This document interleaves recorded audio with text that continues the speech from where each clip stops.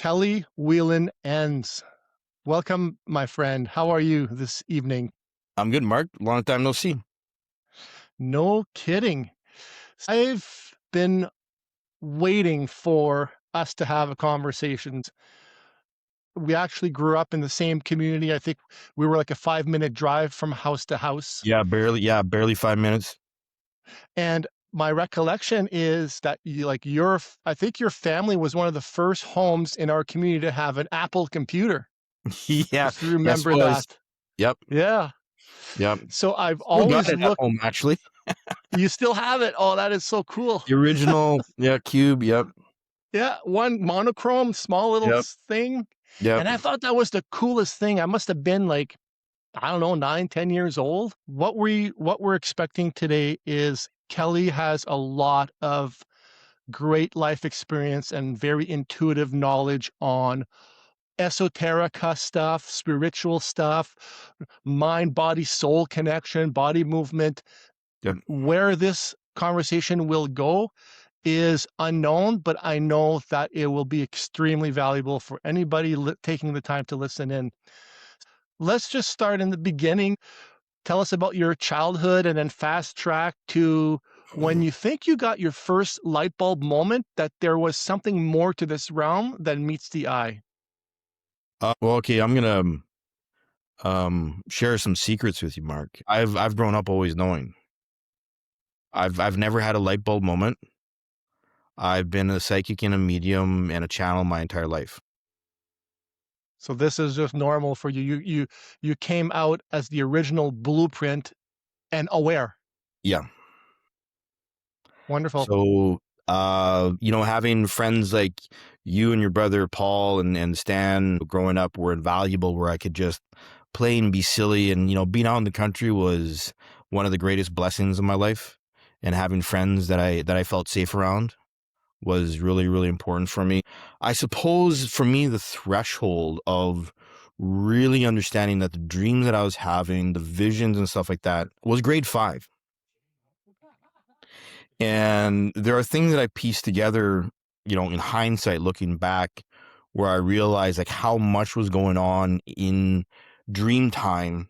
Mm. And when I was alone in the bush talking to, my imaginary friends, playing tag with them and, building stuff and being creative, all the forts we used to build and stuff, Yeah. realizing that how much I was actually interacting with multiple realities even back then. And one of the things that has really been key in my life in terms of my higher self, making sure that I was aligned and that it was a permanent thing and that I would not be unaligned in my life, was losing my fingertips when I wasn't even a year old. So on my right hand, my index finger and my middle finger, got them squished off in an exercise bike. So I had this constant relationship with being uncomfortable, being in pain, and learning how to work through the pain, work through being uncomfortable. And one of the things that I've realized in my adult years is that anytime I get out of alignment or I get pulled into a shadow hijacking or an ego hijack, I still hit my fingers to remind me, pay attention. Wow. So, like full disclosure, I've been psychic my entire life. And I was really lucky having really good friends, really heart-centered friends growing up. So, and here we are now. So, It's funny when we're kids, we don't even think about those details. We just are. We are living more in the moment. yeah. And then as we go through, the school system and, Oh, yeah. mainstream media and all of the stuff that we don't want to get into, you start layering on your true reality, layering on illusory reality, Masks. Yeah. all those masks being added on and on and on. And then the bonus in the mid game is becoming aware of that fact. Yep. If you're not like you, Kelly, is becoming aware of it and then digging deep and working at peeling off those layers. And Absolutely. sometimes it's difficult and painful, but something deep down inside is calling you and say, "This has gotta be done." Mhm. Now, just to clarify, like even though I've been connected my entire life, I still had to peel those layers off and work through the programming and the stories that I'd energetically inherited from my family and my mom and dad, and well, the cultural programming of Mhm. identity that everybody has. In some ways, I guess, me being aligned and attuned, since birth, gave me a bit more of a conscious awareness of being able to feel how things work properly. But I still had to learn. I still had to put it all together consciously so that it all made sense. And so, also that I didn't go nuts in the process, because one Yep. of the things about being aware is like all the shifts in information and how the ego and the shadow will be so attached to a story that's breaking down that attachment and letting go of that ego attachment can cause psychic and emotional trauma because the attachment Mhm. is so hard. I still had to learn how to cope with that, which is what got me into working out when I was a kid. The adrenaline. I think it was like 10 or 11 when I first used my grandfather's weight bench, and I noticed how much better I felt, and that Yeah. feeling of solidness lasted like 2 or 3 days. I was like, sign me up. Let's go. This is great. But there's also, my interest in psychology and the martial arts, where once I began to understand that my body responded a certain way, I really wanted to figure that out. Figure out how the biomechanical machine that you embodied works and operates so that you can accomplish your mission, in a more elegant way. Well, in a consciously participating way instead of Yeah. letting things sort of, run me over, or, and also just building up that internal fortitude of being able to deal with things in everyday life. In some ways, yeah, it's a blessing to be aligned and attuned from birth, but it's a two-edged sword because it cuts both ways. Hypersensitivity, a lot of people have talked about indigo children or being a highly sensitive person or this, that, and the other thing. To me now, I just see them as varying degrees of sensitivity that everybody has, and some people wake up to it sooner than others. But yeah, understanding how my body worked in response to all of the energy around me, all of my feelings, everything that I felt, and also using stuff like Qigong and the martial arts and lifting weights to develop a concrete baseline of understanding how I felt in the moment. That then gave me a buffer of understanding, okay, I know when I'm relaxed and I've got endorphins going through me from working out, and how I feel when I'm happy, when I'm rested and relaxed. This isn't what I'm feeling right now. Why is that? Was it the room? Is it the people? Is there a memory? Am I having like, movies and images in my head? Is my ego throwing stuff at me to hijack me from seeing something? So there's been a whole learning curve of how, yeah, like physical reality actually works for me. That has given me unique perspective on things and a great appreciation for the simple things and how beautiful the human experience is, really. Let's go a little bit deep here. Let's unravel or attempt to explain or have you explain how this physical realm is structured and what is reality according to what you've experienced firsthand from a knowing standpoint, that if somebody is on the path of trying to understand who am I, why am I here, how is this structured, how does this game of life actually work if I want to, become Mhm. the best version of myself that I possibly can. Can you start to Sure. unravel or explain from top to bottom? And it's a big ask. What is this reality? How is it powered? How does it work? And why does it even exist?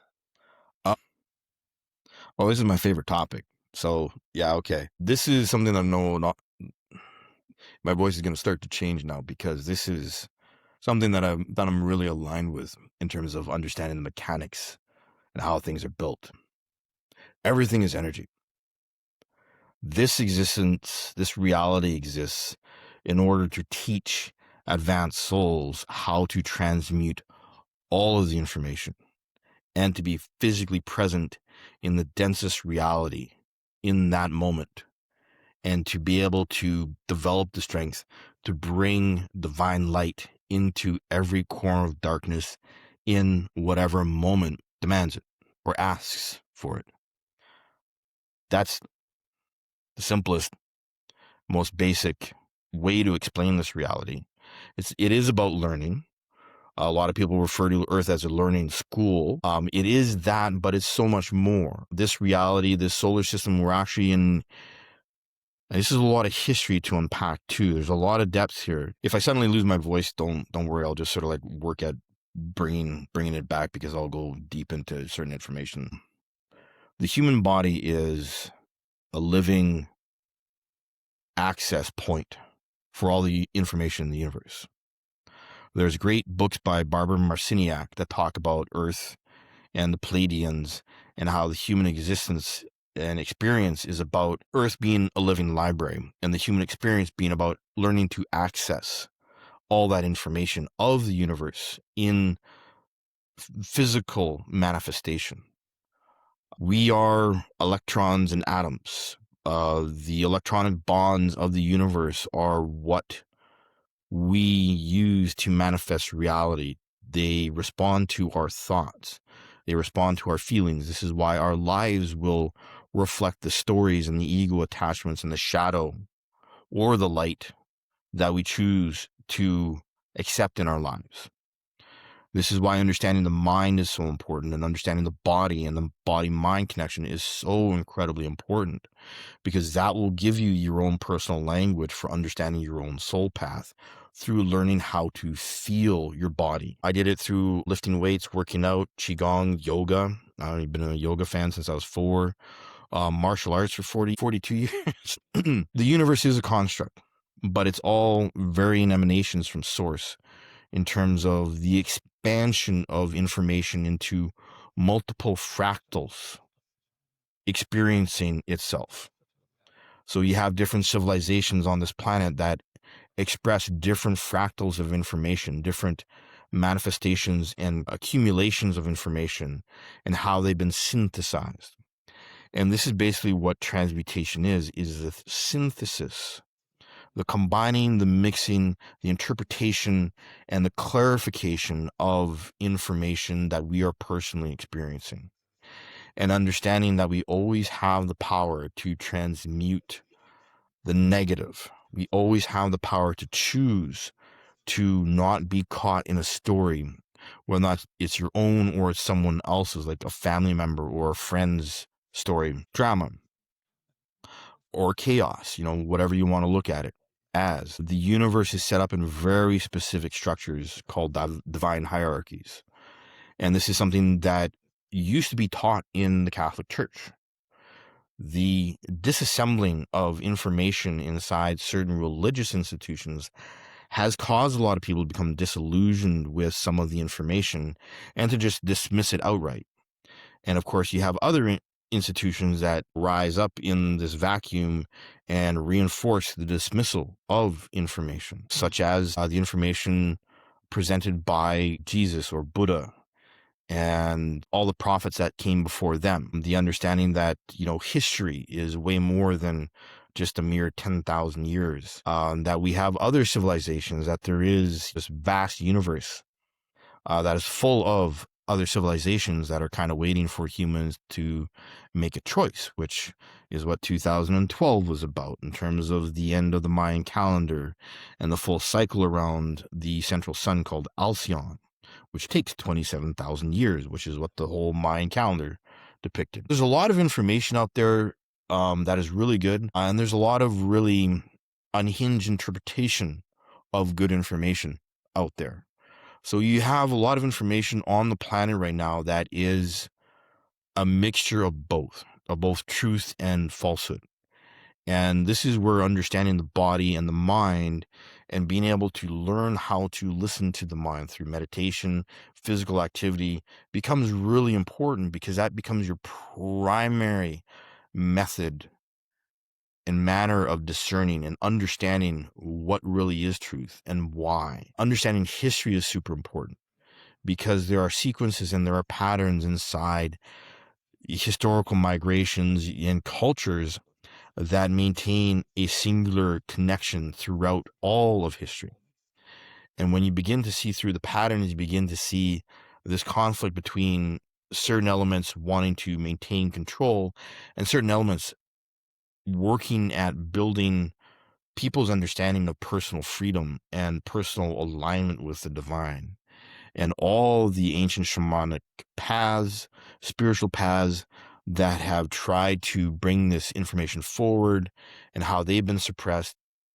And this is one of the great things about technology nowadays, is that we are getting to a place where it's really easy to find the information. More and more people are connecting online, more and more people are connecting through technology and sharing the same stories and realizing that there are paths that have been walked beforehand that have always been there, but they just didn't see it because they're caught in a story and not looking at the moment right in front of them and the information presented right in front of them. And that's the human experience is, are you choosing love or are you choosing fear? What are you choosing in every single moment? What are you choosing to do with your mind? Are you letting it get hijacked by your programming, by the stories, by the drama? Or are you choosing to step back into observation and let yourself feel and digest the information, the utterances and the words of other people? And are you giving away your power to them, or are you just standing in your own? And are you standing in your own ability to discern and feel the truth in your bones? I'd like to get your take on the sun Okay. and the photonic rays. Some people talk about data from source is encoded in these photons that are coming from the sun onto Earth. Not much difference between how a leaf captures that information and is able to transmutate it into a living organism. Yep. Can you kind of go a little bit deeper on the physical data stream coming in from the sun, from the aspect of we are absorbing something, we're wirelessly communicating with something. What is that all about and how does it work? Well, source has always got a plan,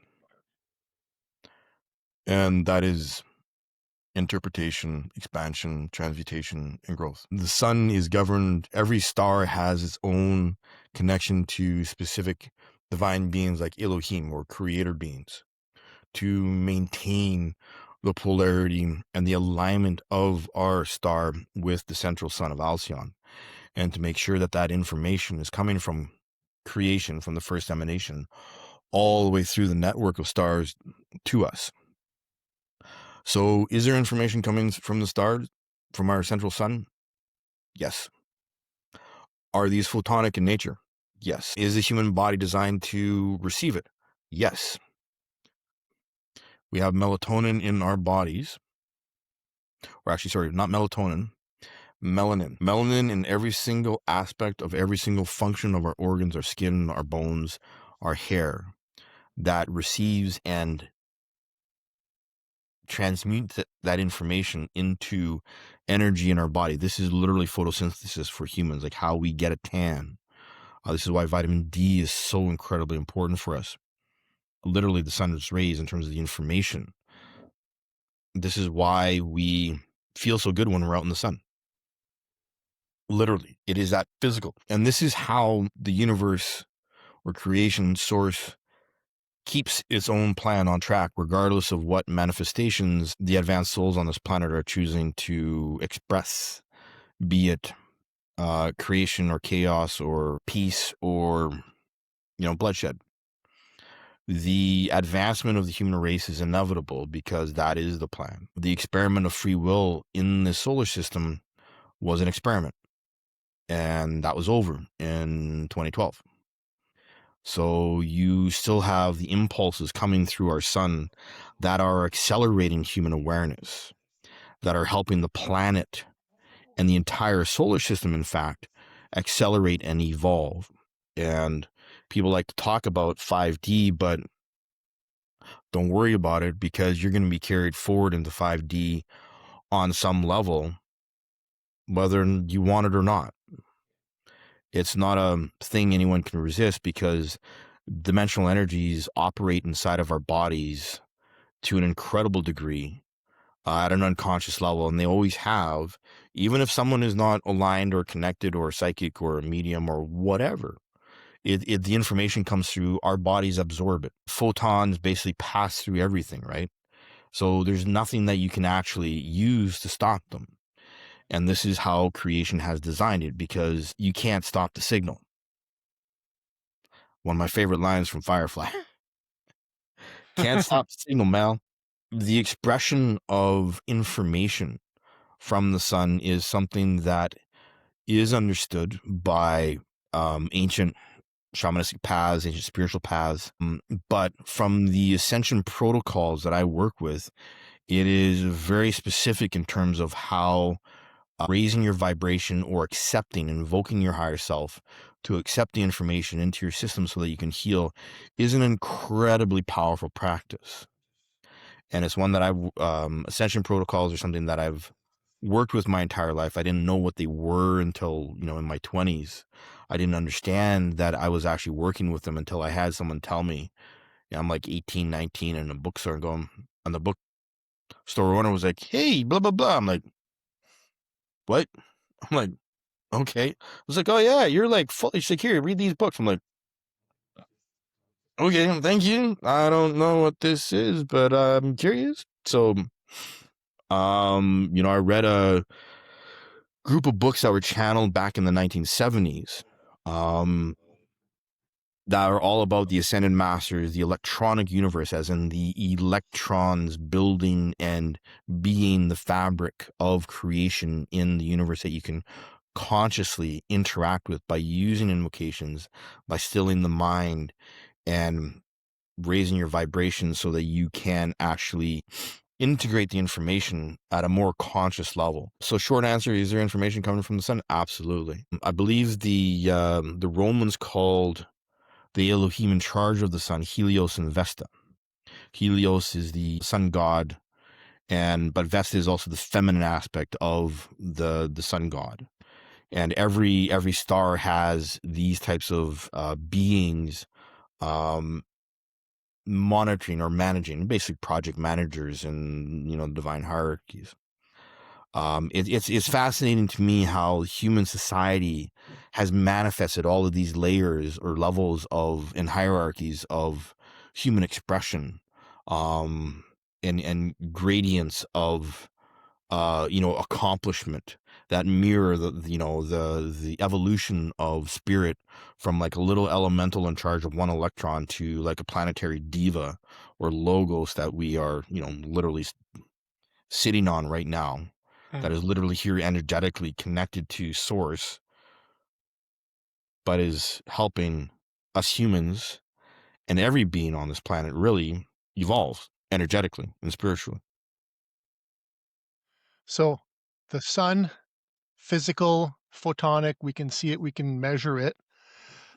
Talk about the other wireless connection we have to other realms from a quantum aspect or from a spiritual connection standpoint, and how is that access? So how does your higher self speak to your lower self, and what states do you have to try to put yourself in, or what clues should you be looking for? The divine wireless network. Yeah, the divine wire, right? It's like, here we go. It's like, well, I don't believe in any of that stuff. And it's like, people, yeah, you got a smartphone, you send emails through Wi-Fi. Okay, yeah, the wireless reality of divine light and also darkness is something that is very, very real. And we are constantly walking through oceans of energy, multiple layers of it. And there are old ways, like meditation is one of the primary ways that I began to learn how to control my mind.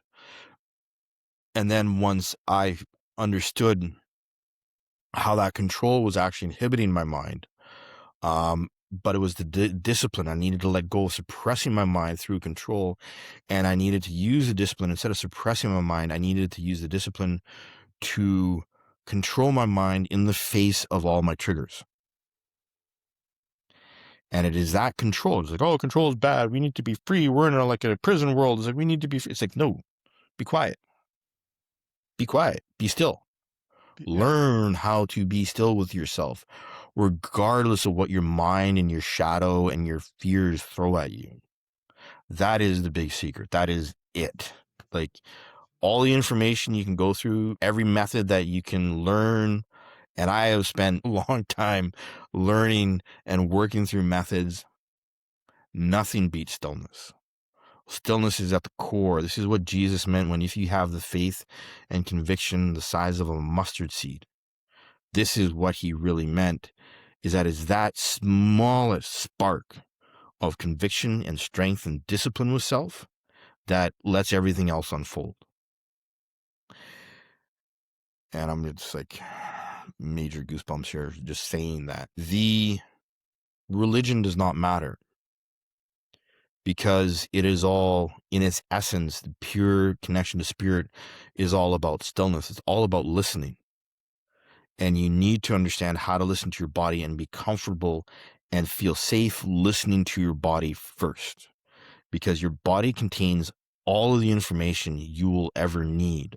All the stories, all the information that you've brought from other embodiments, whether or not you consider them past lives or multidimensional simultaneous lives, whatever.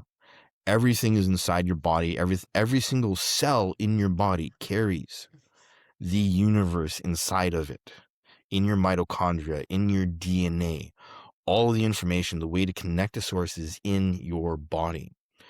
And we interact, we respond to so much stimulus, so much energetic stimulus as humans nowadays. Like, we almost go nose blind. You know how you get, nose blind to a smell? We're almost like, it's such a constant bombardment, even at the photonic level and the electronic level, that we are like developing like thicker skin and getting so used to it that it's just normal that we forget to listen to it. We forget to Yes. listen to the information that is there. I was a very zealous Buddhist for a long time. I did Zen Buddhist practices for years. I got to the point where I could sit for 3 hours a day, and I'm still unshakable, pretty much. But I've also come to understand that the interpretations, the mental analysis and the interpretations of conceptual frameworks like Buddhism, Catholicism, Taoism, are all projections of the mind. They are not the reality of the truth behind the information that created the projection in the first place. So when you go inside, when you go into the body and you're still with yourself, you begin to truly understand the discernment of all of the information. You can listen to and consciously filter the different types of information. And you can develop a practice where you only allow in what is of love and light. And that is a huge thing. A simple concept, but it's also a very huge thing, because it is about reclaiming one's own power to accept a aligned reality, an aligned perspective, aligned discernment, alignment with energy that you want to have in your life that is of positive, constructive benefit.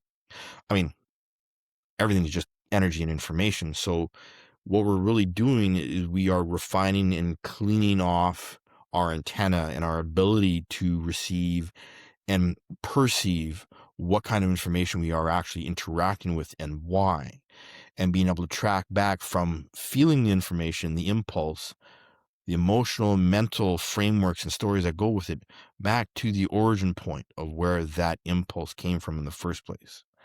But it takes practice. That's the magic.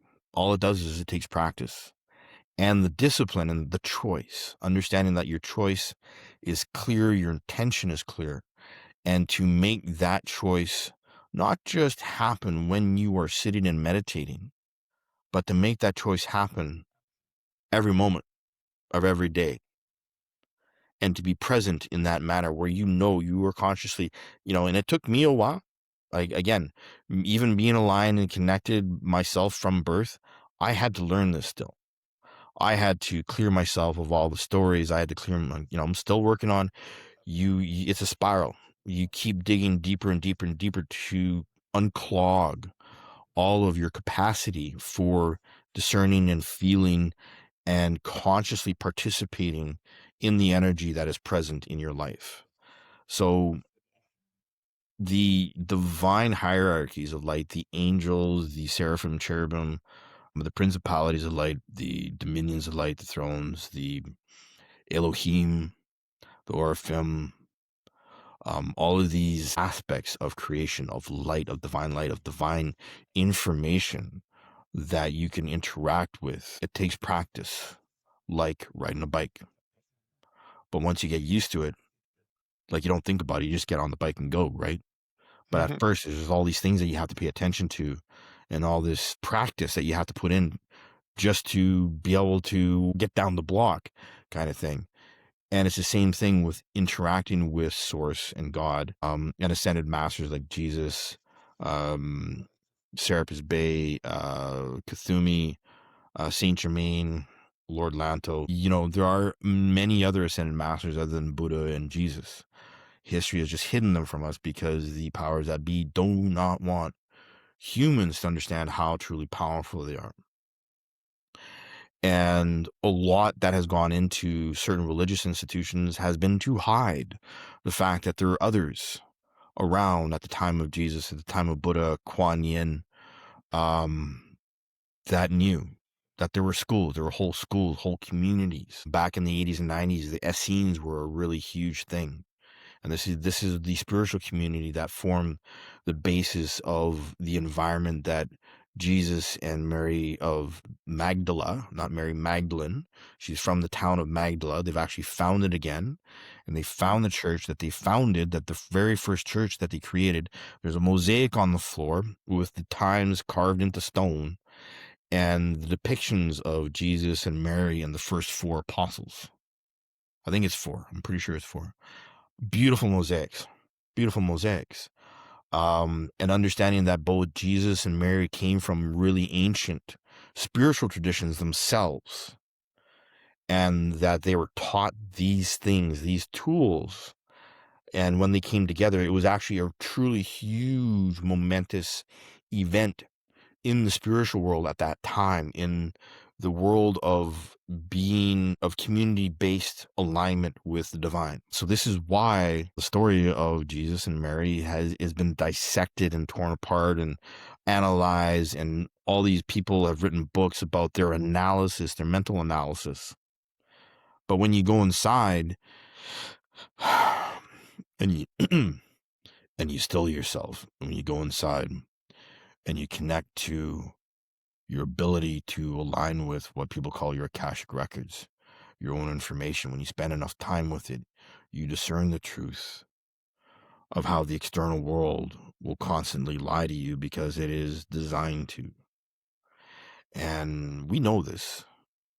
It You was see, part of the game we chose to play. that's right. Exactly. Yeah. Exactly. It's part of the transmutation game.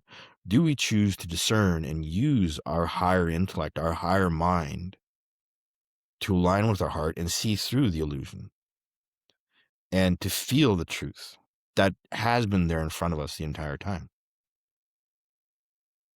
Let's bring up another topic, Okay.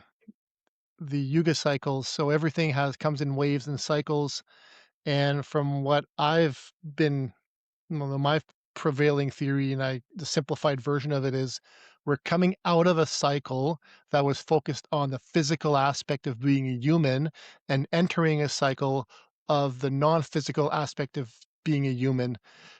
Can you provide a little bit more, technical details Sure. on that idea? Yeah, we're coming out of the Kali Yuga, and this has been Like 24, 25,000 years cycle divided by cycle 4 around. cycles within Yeah, those cycles? yeah. So the Yuga cycles correspond to the Mayan calendars too. So this is one of the things when I made that connection, I began to understand that, okay, the Yuga cycles, the way they're presented in Vedic astrology and Vedic information, parallel what the Mayans are talking about. So when you begin to see the patterns in something, in this type of cosmic information, it's really important to also appreciate what culture they are coming from. Yeah. And the information presented is somewhat cultural. A lot of people like to argue about like which cycle we're actually in because it makes them feel good, I guess. But yes, we are coming out of the Kali Yuga. We are coming out of an old cycle of chaos and suppression, if you will. And what we are going into, and again, we are literally in the beginning transition phase of stepping through that threshold.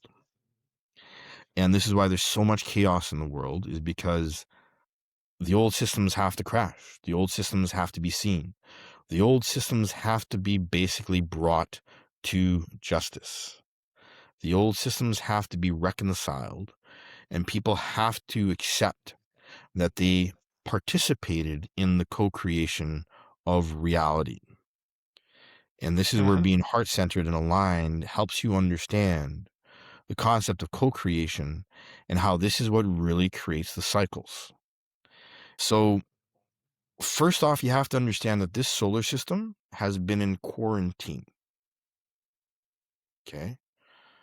The reason why we've been in quarantine, now think about people talking about the prison planet, and there's less aware conceptual frameworks, less aligned or divine knowledge out there that is being presented as what people call the soul trap, where you're trapped in reincarnation, blah, blah, blah, blah, blah. And you got to look towards light. It's like, it doesn't work that way. The soul goes, no, this is how it is.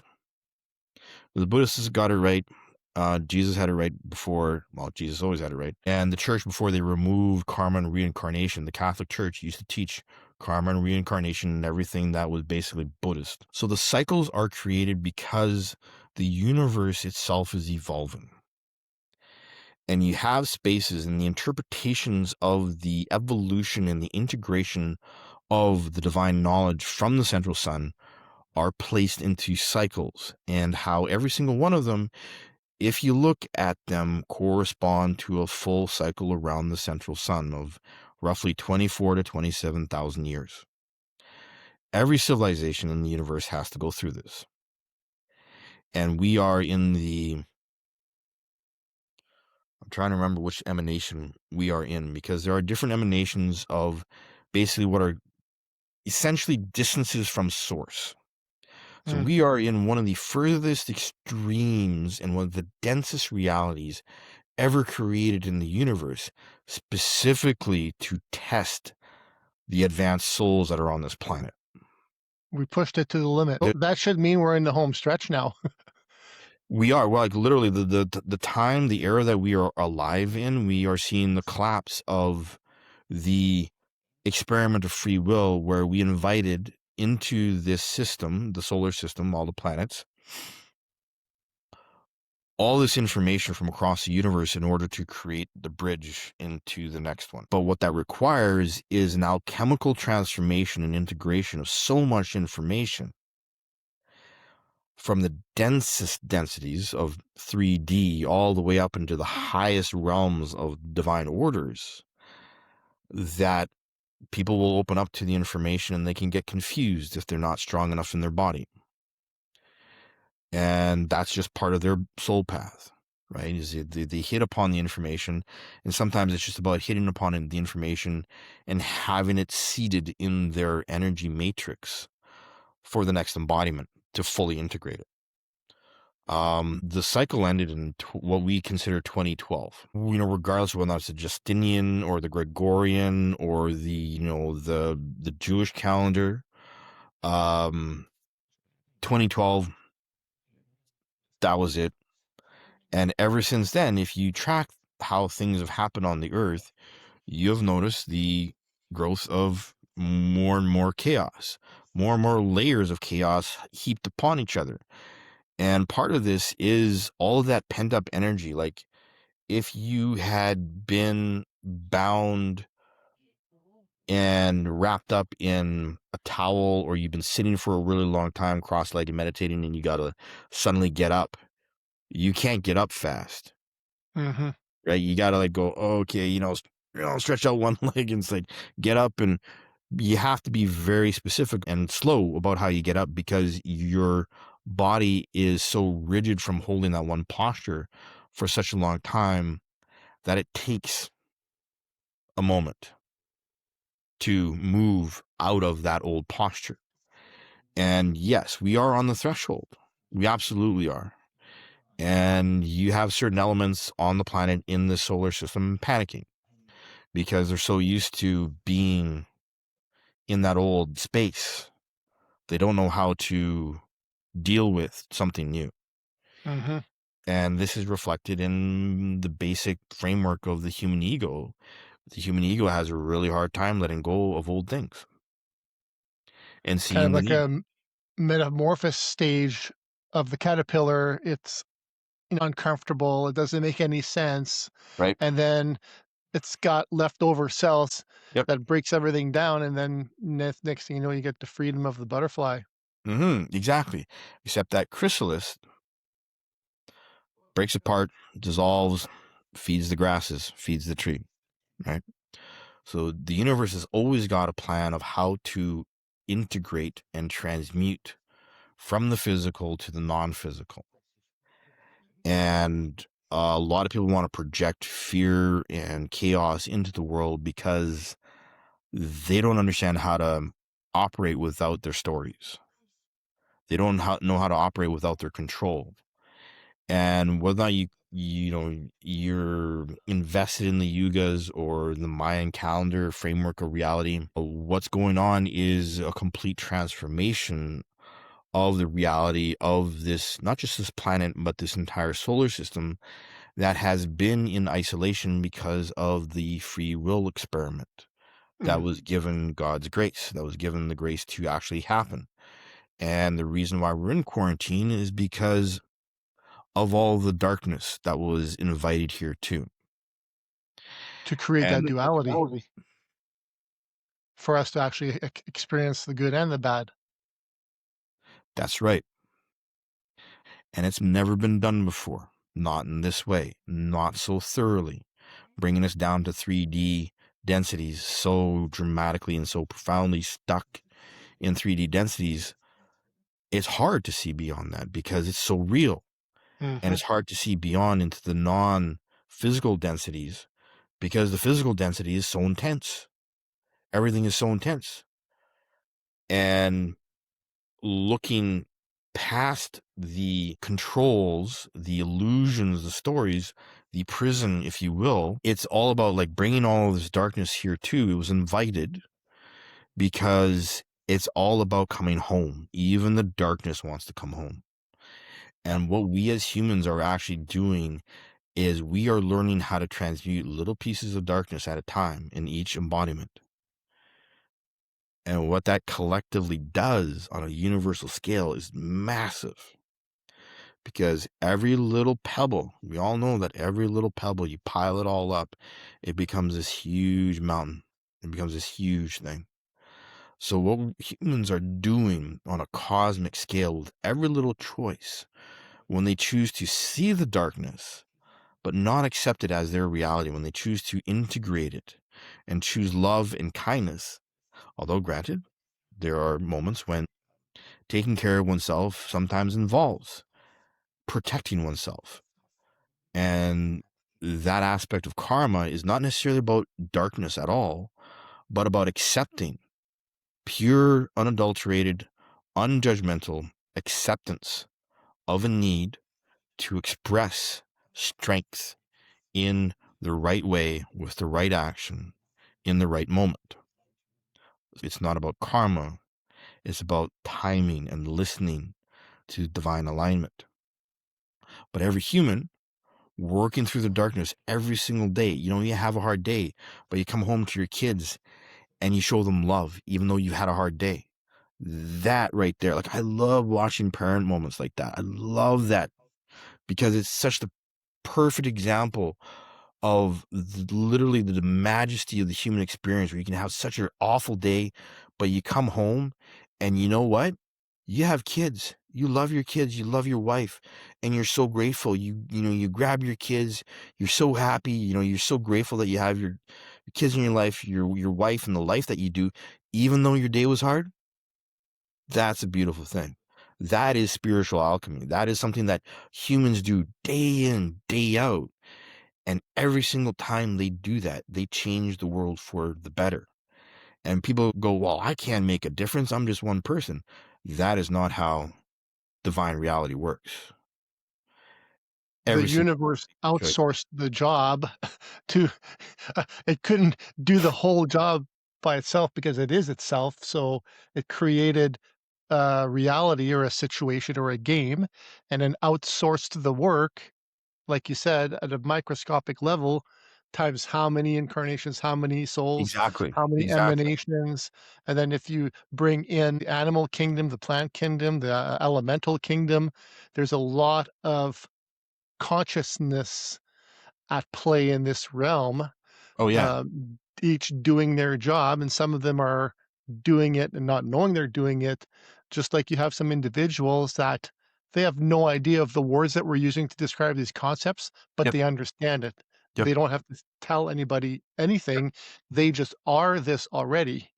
And what about the idea I've heard some people talk about during this shift, there will come a time where the sleeping person Hmm. will just become activated instantly and say, "Ah," they'll wake up one day and say, "Okay, I get it. I understand this now." Is there any truth to that possibility? Well, absolutely. I mean, you have to understand that possibilities are endless. And the reality is that humanity is supposed to wake up as a whole. And yes, you have a certain momentum, a certain momentum inside the collective human experience where there are people that are awake that understand this. And just the fact that there is such a large portion of humanity that now gets it means that the More and rest more really. people, yeah, like, Yep. the things that I feel comfortable to talk to from somebody that I meet, Yep. you would never even think of talking about those things even 10 years ago. Oh, I know, right? It's crazy. 10 years. And Just think about that. 10 yeah, years. 10 years in the bigger time frame. Right. Uh, if you have 3 individuals in different stages of their lives, the first one just being a regular person, not aware of anything. The second one, they are divine curious or spiritually curious. And then the third one is somebody that's understands the language that we're talking about. If you take those 3 different people in 3 different stages, what would be the next step that you would recommend for each of those levels to accelerate the path that they're on? For the first person who isn't really aware, and is almost sort of like unconscious, learning meditation and learning qigong. I've done both yoga and qigong. Yoga, modern yoga, is designed by Swedish gymnasts. It's not really an East Indian thing at all. Qigong is still a living, physical art. Something like the 8 pieces of brocade, 6 healing sounds. I've spent decades with both of those. The 8 pieces of brocade is what cured me of my asthma, gave me the baseline of understanding how to feel with my body. Sitting and meditating, learning how to sit and meditate for 20 minutes at a time every day. And if they really want to amplify the effects of meditation, I would suggest using a candle and doing a candle meditation every single time they sit. It's the basis of Zazen. It's the basic elements of Buddhist meditation. The thing about using a candle is the candle heals the pineal gland. and Right. heals the way that our endocrine system in the body interacts with the melanin, which absorbs light in the body. So candle meditation is going to heal the body, going to heal melanin and the endocrine system interactions in the body so that our body, our mind, our nervous system can actually physically interact with and integrate more divine light naturally. So in other words, you're fine tuning the ability for that signal to be captured and interpreted. Yep. I am not responsible for the effects of doing candle meditation. It is quite extraordinary. Um, and really, like, for someone who is clairvoyant and clairsentient and a physical intuitive, wow, like, it's amazing. There's a great Netflix special called The Amazing Story of Henry Sugar. It's an Okay. old Roald Dahl story. It's only about 45 minutes long, but it has Benedict Cumberbatch and Ben Kingsley, and it explains the effects of prolonged use of the candle meditation in a very succinct way that is very true from my own personal experience. I kid you not. Is sun gazing in the same realm as candle meditation? No, it isn't. Candle meditation you usually want to do in the dark because you have the effect of the light and dark, and Right. they interact with the melanin in your body in different ways, and your pineal gland interacts different ways. Sun Hmm. gazing, I've done some sun gazing, some of the qigong that I know from my medical qigong, um, the healing art that I learned in a practice the last 25 years, um, requires more understanding of the body, more understanding of the energetic interactions. So learning for someone who wants to do sun gazing, I would recommend standing state qigong or Zhamzhang qigong, something I teach. Because with sun gazing, you also need to ground the energy. When you receive a lot of solar information, Hmm. you also need to ground the body. That can be done like just walking around a lot afterwards, or taking a bath with like Epsom salts, because then you have minerals around you. You literally are in water saturated with earth crystals. Right. Um, I, If you do sun gazing, it should only be at sunset and sundown or something like that, right? those are the ideal, because of the shift in thresholds and the shift of what we know as UVB, UV light, ultraviolet Yeah. light. It's more present in those moments. But if you do sun gazing, there's actually a way where you just where you put your forefingers and your thumbs together in front of your heart. Hmm. And what that does is it makes an electromagnetic field between the energy points in your hands that collects, brings it into the heart more directly instead of like at the forehead, at the So frontal it's lobe. like an amplifier or a transmutator. Yep, yep, Okay. yep. Interesting. For the second person who's sort of already on the path, um, getting more into your body, the way that you actually raise your vibration is by stilling the mind and by integrating the physical and the mental and the emotional. The simplest, most powerful way that I've understood that is through standing state qigong, where you hold a posture and you engage all your fascia, which are basically, the mineral crystalline structures inside the body that transport all the nutrients and all the frequencies through the body. Very, very simple, very, very effective, incredibly impotent. So is the Game changer. fascia in the body like the mycelium network in on the earth? Yes, exactly like that. Interesting. Exactly like that. Um, and again, standing stick is when you get into it, it becomes hard. And there are specific spaces within the practice of standing stick where your body will actually release DMT into the body naturally. Super, super tiny doses where you will cross energetic thresholds as a result while you're just standing holding a posture. Hmm. And I've done standing stick for. I first learned it when I first started learning qigong when I was like 12 and 13. Didn't know what I was doing at the time, and I'm like, this hurts. This is boring. This doesn't like. What are we doing? And now I'm just like, yeah. The depth of the art, because you're going into the body, Mhm. developing that connection inside the body, is incredibly profound. And you don't even have to have your hands up high. You can just do standing in a horse stance with your arm like super low, posture, where you're just holding your arms like a big basket in front of your lower cauldron, your lower dantian. Doesn't have to be super complicated. But if you're consistent with it, it will change your life. Guarantee you 110%. And it will also open up and refine your faculties in the way that, you it's almost like you become telepathic without actually hearing people's, you know, Hmm. you learn how to feel the energy from someone because you spend so much time with your own and listening and refining and being more and more quiet inside. And the reason why it's so potent is because the effort to be still physically triggers your ego and triggers your shadow nonstop until those programs and those stories burn out. And then suddenly you find yourself utterly quiet and still inside. And you're like, when did this happen? It's like, wait, what? Oh, wow.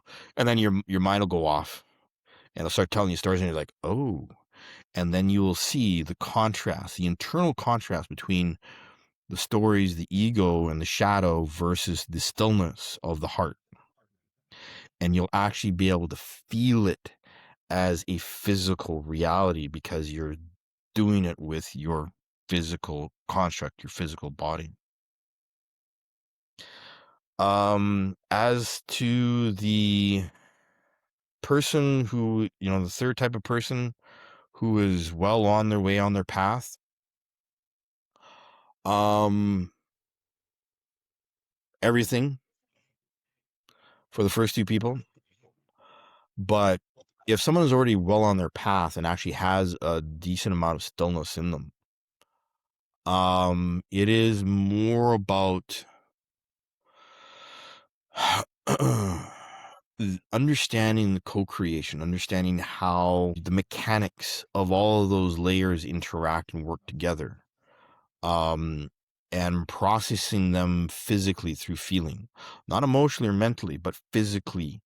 And it's Hmm. like anyone who's far enough along the path, it's almost like they become, and I'm speaking for myself, but I'm also speaking for what I am witnessing in some of my students and what I've witnessed over the last 30 years of teaching this stuff, is that people become more calm, they become more aware and less ruffled by external things and external drama and stuff like that. People that are well enough along the path already have things that work for them. And I'm speaking from my own personal experience, which I know is very specific to mind, body, spiritual, energetic integration on all levels, across all levels. And I know it's worked for me. I mean, it's my personal experience. And what I'm suggesting are suggestions and things that I know, that the candle meditation, like the qigong, it's still a living art. It hasn't been hijacked by any culture. Hmm. That's the reason why I practice it. That's why also like at an advanced stage in terms of that, you'd want to learn something like Tai Chi or Bagua, one of the arts that I teach. And Bagua is a whole other, it's like dropping jet fuel on a campfire. Um, it's not for the faint of heart.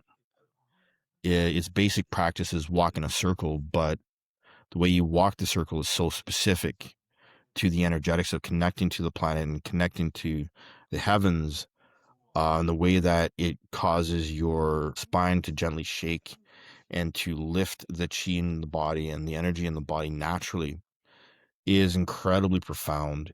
And if you don't already have a solid discipline and grasp on your mind and discipline with your body already, it can be a little jarring because of how sudden the evolution of your awareness can become when you integrate everything into not just standing with it or sitting with it, but moving with it. And before I learned Bagua, I thought I had a pretty good handle on things, and I was schooled. My ego schooled me, my shadow schooled me, Mm, and they would constantly try and interrupt my awareness in practice, and I would constantly at first forget where I even was or what move I was doing because my shadow and my ego did not want me to go any further or develop anything further. For people who are further along the path, it's the basics. I mean, I find myself, the breathing basics of, the microcosmic orbit, rolling my breath up and down, but just being aware of my spine and my body, and where tension is and what tension is doing, and understanding that I'm now registering so much from other people in terms of little aches and pains in my bodies, being around them and realizing, oh, I know what that is. It's like, well, that's where the liver is, and I know that person's angry, so that's not me. Microcosmic orbit, saw that look on your face. Microcosmic orbit is where you breathe, you fill your belly, and then you breathe up your spine. mm, And then you have your tongue on the roof of the mouth, which is the circuit breaker in the body for the nervous system and the meridian system in the body. And you visualize the energy going down the front of the body as you relax. And you breathe in, you make your belly full, and then you clench your perineum, like you're trying to stop yourself from peeing, like you're doing a kegel, and you breathe up the spine. And what that does is it gets you into a different type of breathing rhythm, and you can fully engage your lungs doing this. But what you're also doing is you are consciously engaging your awareness and connection with your body so that you're aware of your spine and you're aware of the tension in the spine and tension in your head from the mental projections, from the astral mm, projections, from your shadow. So again, getting into the body is the most important thing that anybody at any stage can do. Any other angle of information, any other experience that they can give themselves in terms of something physical. Like I've gone out and I've learned, kettlebells, steel mace, clubs, become a personal trainer. I've, as I said, I've done yoga, lifted weights. I've done a whole bunch of things. And the more I challenge myself, I've learned, like so many different martial arts, like, Tai Chi, Bagua, Xingyi, 4 different styles of karate. I did judo and jujitsu when I was younger. And boxing. My grandpa taught me boxing, which is, back in St. Agath, helped me with all the bullies in St. Agath, being, not being French and stuff like that. So, like, the more a person can understand their body and learn how to listen and to not get stuck in one piece of information so that they can be right, so that their egos can be right. Like, when I discover I'm wrong about something and I've been wrong for years, I'm like, wow. And then I go, okay, I'm listening to what my mind is doing. I'm going, well, part of it, a little part of my ego is going, oh, well, blah, blah, blah, blah, blah. And I'm like, okay, then let's add it to the mosaic. yeah, it's Add not it to about the you, mosaic. ego. Thanks for Yeah, being it's like, there, oh, but yeah, yeah. Like when I discover I've been wrong about something or I've been missing a piece of information, I get so excited because I feel all the different connections that just open up from that added piece of information. And it's fantastic. I get so excited sometimes. I'm like, oh, this makes so much sense. It's like, yeah, then that. I'm like, oh, wow, cool. And I'll just like sit with it. that's Um, those unlocking moments, right? You get those unlocks yep, or yep, activations. yep. Now, for the adventure seekers out there, all those So weekend level warriors, 4s. level 4s. So, having done ayahuasca, I know without a doubt the reason why I recommend the Qigong and the standing stake is because it's the same information. So it's a natural way of getting yourself in that state, and you don't Yes. have to go in a jungle somewhere. That's right. Exactly. And you can walk Mm, through an airport and no one will know. When I did my ceremonies, even the shaman that was guiding the ceremony was like, how did you do that? I'm like, what? do it. What? The energy that moves in your body from learning the microcosmic orbit and doing standing stake, it's exactly the same energy. It's the Mm, same information. Ayahuasca unlocks that information inside people, and this is why they have to purge, because it breaks those barriers. It breaks those mental attachments down, and they energetically need to void and throw up to get rid of that energy. When I did my ceremonies, what I did is I transmuted it on the spot and I moved it. And I just giggled for like 8 hours straight each time. It was great.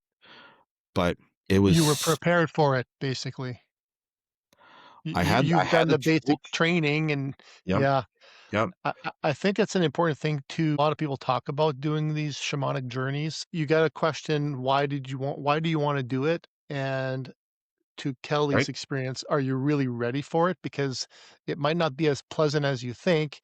Yes, it might give you some unlocks, but you might end up with severe discomfort or worse Exactly. You might be completely if you're not ready for disassociative. it. Yeah. Yeah. Yeah. And this is why it's like after I did my ceremonies and I realized what I did, how I could transmute all of that raw energy and not Mhm. have to purge. I was like, oh, people are completely off base with this, because you Mm, have those adventurers who are going, oh yeah, and they're chasing the serpent. And it's like, no, you don't have to. yeah, One of the best books I ever read was Carlos Castaneda's work. right. I think it was A Journey to Ixtlan. But he wrote several other books, and whether or not they're true or not, they do contain some wisdom. And he also wrote a book called The Magical Passes, which were old Yaqui wisdom about using the body to move energy and to Mhm. integrate and transmute energy. And and I got the book. When I got the book in my 20s, I was like, oh my God, this is This is Qigong. it. Yeah. This is basically, and it's absolutely fascinating. But what stuck with me is like he was always like the highest level of sorcery or interaction with magic was Mhm. actually being able to be still, because then you just let it move naturally the way it's supposed to instead of trying to control it. Let it do its job instead of making it do its job. Yep. Yeah. So when I did my ayahuasca ceremonies, I had the tools in my toolbox, and I found myself instinctively engaging and Mm. moving with the energy inside my body, because I'd done standing stake, because I'd done the microcosmic orbit, because I had that baseline of understanding how safe I was and how strong my body was, because I had practiced. And afterwards, I was like, I could not believe, I was just so blown away by how identical the energy was. The little pieces that would happen when I was doing standing stake, sure, they're like massively amplified during the ceremonies, but I was like, it's the same information. Ayahuasca comes from two vines, the interactions of the enzymes in those vines that interact with the pteramines in the brain, that open you up, that basically connect you. But Um, you still have to take something to get the reaction where when you're doing uh, your practice, internal that's what I mean versus by external. organic. Yes. Yes. So this is where I'm like, people who talk about the internal arts and the Chinese martial arts and stuff like that, I'm like, you guys don't get it. You guys don't get it. Yes. So in that context, one synthetic where it's external and you have to ingest it, and versus the pure organic, natural occurring mechanics of energy in the body, can do the same thing as what you do in an ayahuasca ceremony, except you don't need to stop the ceremony. Mhm. You can do it every single day. The microdoses of DMT that are released in the body become natural, become a normal thing in the body, and your awareness stays there. You don't have, this is why people chase it, because they don't have a framework. They don't have tools. Their body is not able to receive the information and maintain it. And if your body is doing it naturally or organically, it's probably has a self-protection mechanism. It's only gonna give you what you need at the time that you need it. Exactly. Yeah, Exactly. makes total sense. Yep. Yep. Okay, let's finish off here by talking, getting your opinion on just topics in general. So, what were the pyramids built for, or what do you know, or what can you share from your instincts on the pyramids? The pyramids were part of a global energy system. I mean, we obviously are referring in immediately to the pyramids at Giza, but there are hundreds of thousands of pyramids all over the planet. And like some of the biggest ones are in Serbia, Lapland. There are pyramids all over the place. I mean, obviously, people know about the Incan and Aztec pyramids and stuff like that, but there are massive pyramids in China, in Africa. It is one of the biggest cover-ups. There are also two different types of pyramids, if you notice. You have step pyramids, and then you have flat, planed pyramids, like the pyramids of Giza, and which speak to two different types of cultures of pyramid builders. And if my understanding is correct in terms of the ancients and not the civilizations that came to this planet and then fought over it and have been fighting over it for like the last billion or so years, the ancients who created technological frameworks around this galaxy and in other galaxies, there's something like 52 or 54 galaxies that they worked in. And the pyramids are ancient types of multidimensional energy technology, a lot like what Tesla was working on with the Wardenclyffe Tower, Hmm. in terms of, and what we're starting to finally see happen in mainstream technology, energy technology, 0 point energy machines are being, you can see them all over social media these days, whether or not they're built with magnets or ambient receptors. Um, there's a lot of human history that has not been disclosed, that has not been looked at, that we're just starting to become aware of, which is part of the massive awakening that's going on right now. Okay. What about architecture and cymatics used to create structures, or uh, sound reverberations, or the ringing of the bell at a certain frequency? Uh, Talk to me about that a little bit. Okay. Sound. Okay, I just have to I have to filter. There's a lot of information about sound. People do not understand how the intention and the energy that they put into words affects the interaction on an energetic level between two people. So cymatics is a thing. We know it's a thing. We know we can get rid of cancer tumors with sonic guns and wands. That's been a thing for a long time. You have, yes, is architecture, like sacred geometry has been everywhere for a really, really long time. And one of my favorite stories about this is my dad being in Germany at Christmas time in Cologne in their cathedral and hearing Ave Maria and the Christmas carols sung in sepulchres, which are the curved little spaces just big enough for a small choir.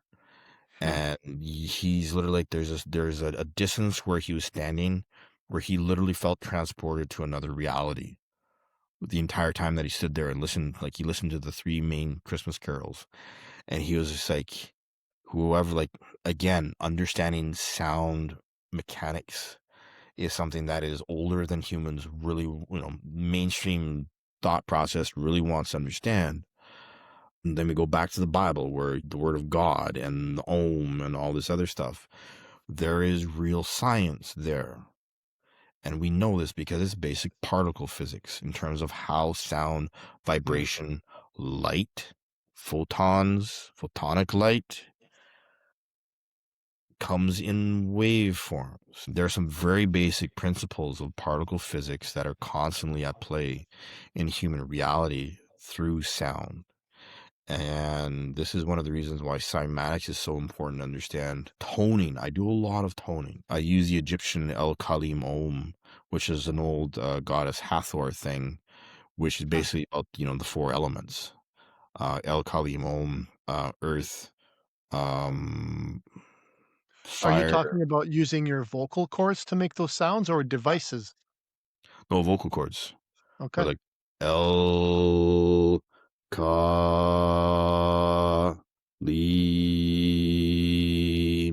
Om.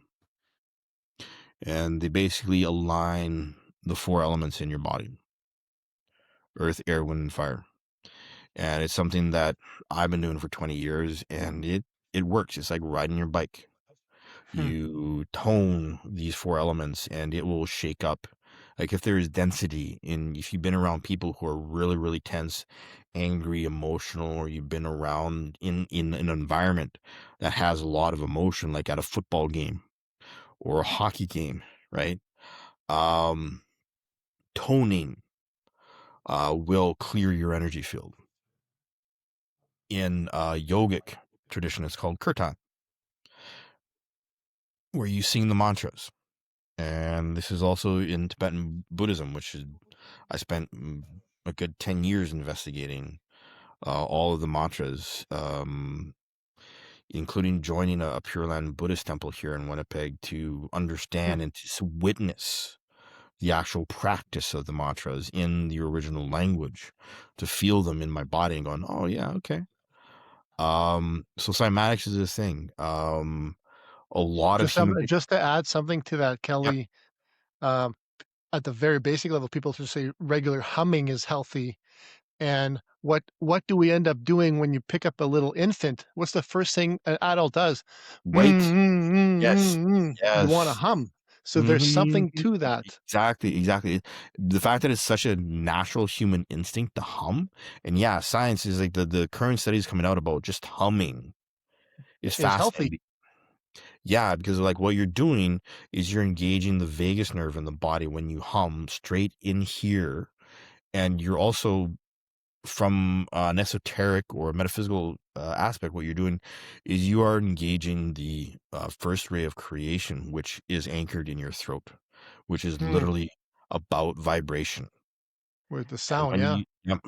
yep, it's all about sound. Like everything is about sound. Everything is about energy waves and particle physics, regardless of like how spiritual or like how convoluted the metaphysical concepts you want to engage in.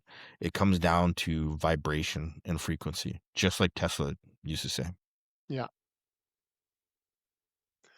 Kelly, is there any other topics that you just love talking about that we should bring up here? Gosh, I mean, there are so many things that I have investigated and researched over the years. One of the most important things is to really understand how to feel the difference between love and fear in the body. Hmm. And the way that that is done is through stilling the mind, through learning how to listen to yourself and to become comfortable listening to yourself and accepting whatever your mind, your ego, and your shadow bring up.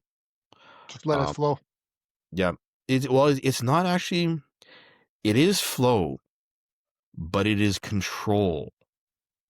And a lot of people, Awareness. it's discipline. It's disciplined awareness, Hmm. and it just happens through repetition. And this is the real magic. It's just the sheer weight of repetition can rewire your nervous system, rewire your brain, and what people call neuroplasticity. It's like, yeah, of course. Because when you change your perspective on something, when you wake up to a new piece of information, when you have something come to light and it changes the way you think and see the world, that changes the chemistry in your body, which then changes how your neurons fire and how your brain functions and how you digest food. Um, And that po- also changes everything else as a reverberation with the people that you're around. They exactly, don't know it, but they're been benefiting from that transmutation, and the ripple exactly, effect keeps going exactly. on and on. Yeah. And you can see their reality and you can support them along their path without needing to say a word. Yeah, love it. Mhm.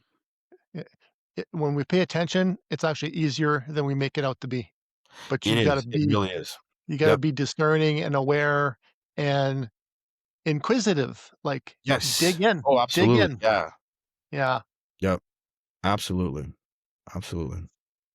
Okay, in closing, I'll ask you one question. So, you have the ability tomorrow to put a message or a picture or a sign on tens of thousands of billboards around the world. What would you put on those billboards so that the public can see and get a message that is going to have the biggest positive impact for humanity? Oh, wow. Unlimited budget. You can Unlimited put budget. whatever you want on there. Unlimited budget. Peace is more real than the fear. Peace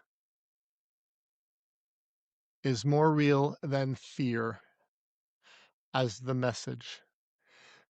And when we do put out those little clues or little messages, or it could be gestures, or it could be even just, eye contact with Even someone, just a smile. yeah, those are all activators that can timeline shift somebody's life so much Absolutely. that it's incredible, magical. Yep. Absolutely. Yep. Yep. Kelly, thank you so much.